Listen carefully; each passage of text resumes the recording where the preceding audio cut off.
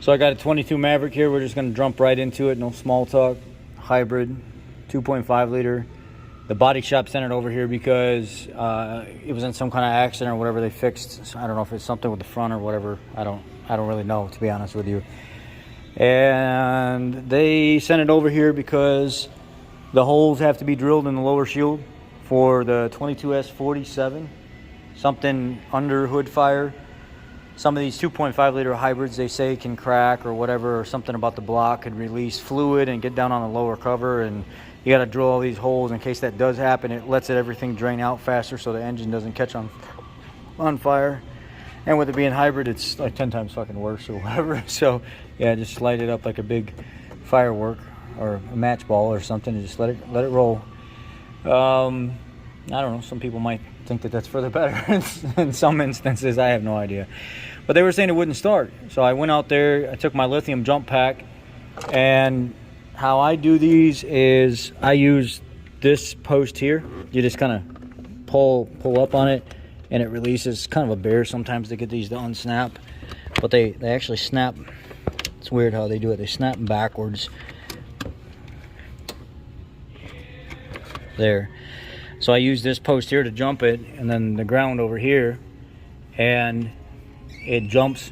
The vehicle started right up, and I said, well, that was odd. That's act like the fuse box didn't have no power to it. So when I got it in the shop, I shut it off, went to go turn the key back on, the dash would not do a single thing.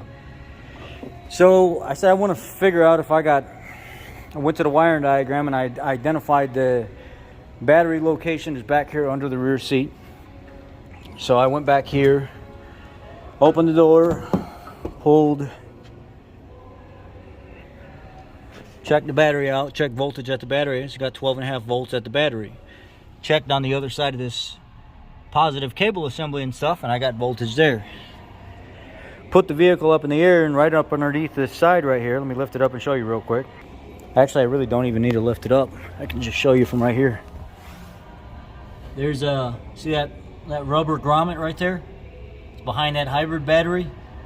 That rubber grommet has the power wire coming out of it. It's that black with the blue tape, and then it runs all along the side here, and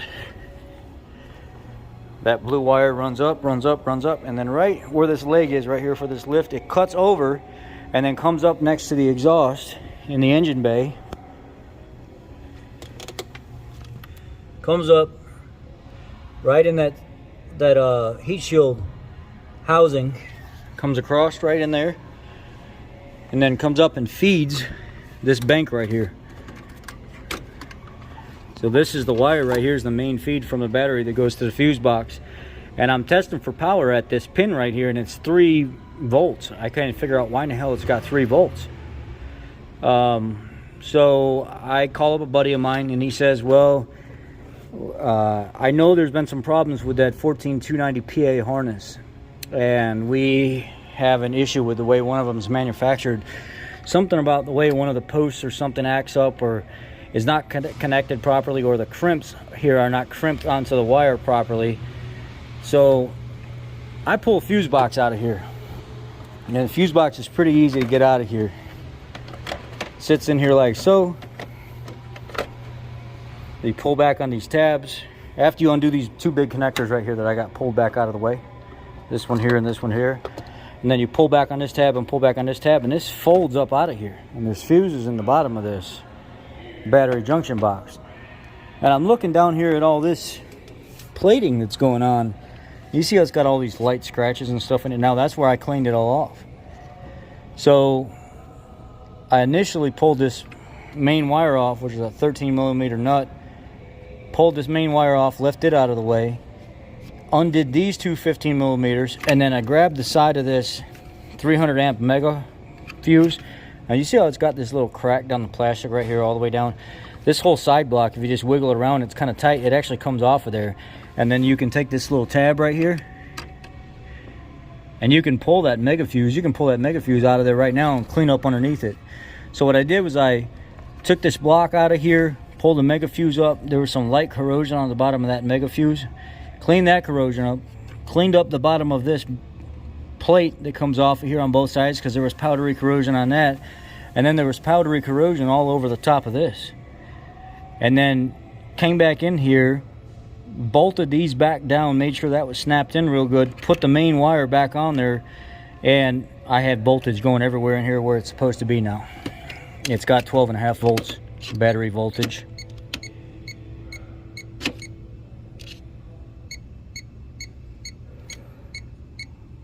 I was saying it's low voltage now.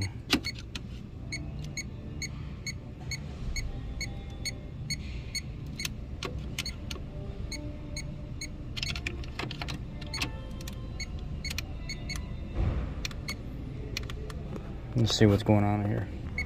So you see here 12.4 volts on the main wire going to it. So I got battery voltage. I got good voltage to it. Now watch what happens when I bolt it all back up and put it together. You see, now I got battery voltage, but it's dropping 0.5 volt when everything's back connected.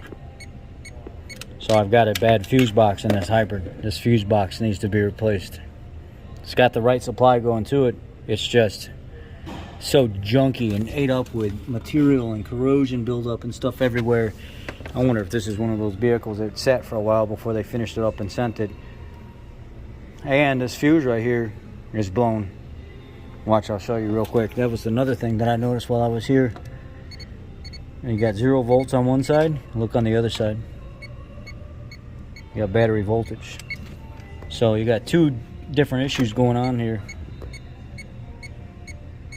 So it's gonna need a new fuse box. Well, I'm just gonna show you. I took the 15mm nuts off of here and then took the main cable off of here. And what I did to pull the mega fuse off, or this fuse block, is I just grabbed it and I kind of wiggled it side to side, and it slid right off of there. And that's how the assembly came off. It's just so freaking dirty, man. So dirty.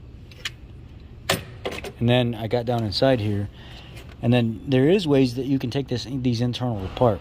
There's like a little snap tab right here, or a little release clip right here that you can push in. You can start to wiggle all this plate assembly and stuff out. Let me see if I can do it real quick. Then you got to pull the 8mm off these cables here, and then you can just slowly use a pick and slide the assembly up. It's just so dirty everywhere.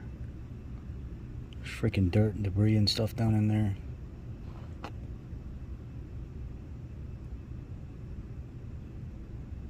You can see that right there. Broke. You can see through it. You got to buy this whole piece together. I mean, essentially, you could just get this part right here and the 300 amp mega fuse assembly here, because these are all making very, very poor contact with whatever material. It's just the material is terrible.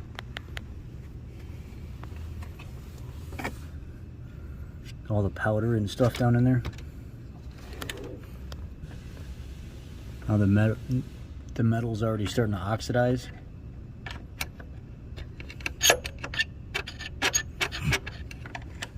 Yeah, I don't like this material at all.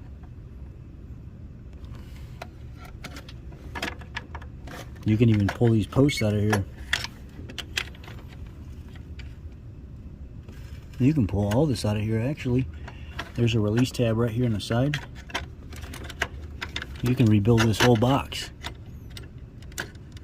Pull that out there, and then pull these 2 little prongs back right here, and those posts will slide out of there as well. Let me do it real quick.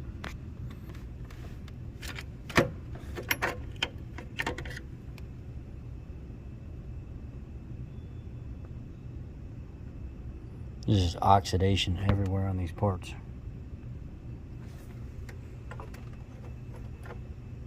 I mean, if I can rebuild the box, if I can get a new box, I'll just rebuild it all. All it is power transfer everywhere. I'll see if I can get the internal parts, and I'll just replace all the internal parts. Clean up all the connections and stuff.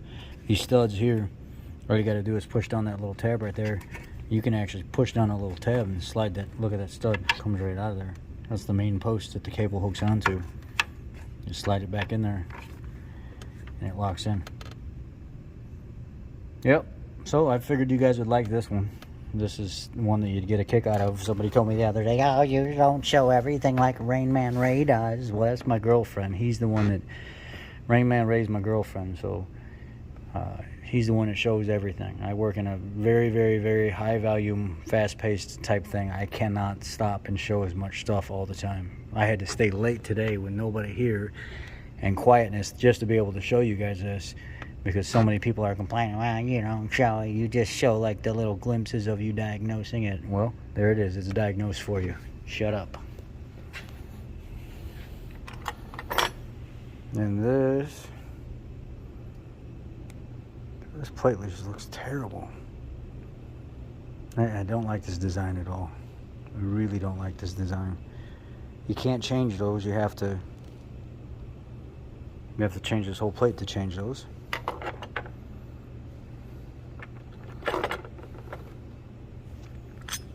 It's a 300 amp mega fuse. You just pull this pin back here and you can slide this whole assembly right off that post.